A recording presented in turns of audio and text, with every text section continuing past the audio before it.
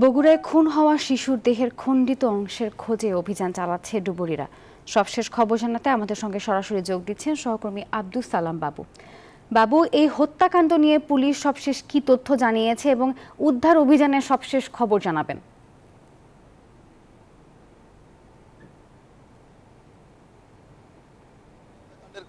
গতকাল রাতে বগুড়া শাহজাহানপুর থানায় মামলা দায়ের হয়েছে এবং মামলার বাদী নিহত আসামনির বাবা আসাদুল হক এবং এই ঘটনায় আগেই আটক আজিজুল হক অভিযুক্ত সেনা সদস্য এবং তার বাবাকে আসামি করে মামলা করা হয়েছে। তারা দুজনেই কিন্তু গ্রেপ্তার হয়েছেন এবং আজকে এখানে কিছুক্ষণ আগে করতা নদীতে যেখানে অভিযুক্ত সেনা সদস্য আজিজুল হক জানিয়েছে যে তার সন্তানকে হত্যা করে তাকে তার সন্তানের মাথা এই করতা নদীতে ফেলেছে, সেই খবরে গতকাল ডুবুরিরা অভিযান চালিয়েছিল এবং আজকেও কিন্তু এখানে ডুবুরিরা এসেছেন। তারা প্রস্তুতি নিচ্ছেন এই করতা নদীতে তারা অভিযান পরিচালনা করবেন, উদ্ধার অভিযান।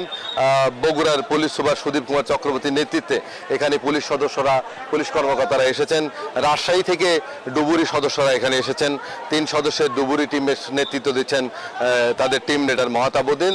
তারা এখনই এই করতা নদীতে নামবেন এবং তারা জানিয়েছেন যে অভিযুক্ত সেনা সদস্য আজিজুল হক দেখিয়েছেন যে এই করতা নদীর উপরে যে রেল ব্রিজ রয়েছে সেই ব্রিজের নিচেই খণ্ডিত মাথাটি ফেলেছে বলে পুলিশকে জানানোর পরেই গতকালও ঘণ্টাখানেক অভিযান চালিয়েছে। সন্ধ্যার একটু আগে গতকাল অভিযানে কোনো কিছু উদ্ধার না হয়, আজকে সেই অভিযান কিছুক্ষণের মধ্যেই শুরু হবে। কিছুক্ষণ আগে এখানে কচুরি পানাগুলো পরিষ্কার করা হয়েছে এবং এখানে যে ডুবুরিরা এসেছেন তারা কিন্তু এখন এই পানিতে নামার জন্য প্রস্তুতি নিচ্ছেন।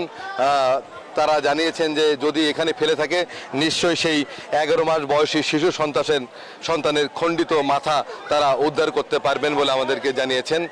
সব মিলিয়ে বগুড়ার পুলিশ প্রশাসন তারা অত্যন্ত তৎপর। কী কারণে এই হত্যাকাণ্ড, কেন নির্মমভাবে স্ত্রী এবং সন্তানকে হত্যা করেছে, কারা রয়েছে এই হত্যাকাণ্ডের পেছনে, অভিযুক্ত সেনা সদস্য বাদেও তা খতিয়ে দেখছে পুলিশ সদস্যরা।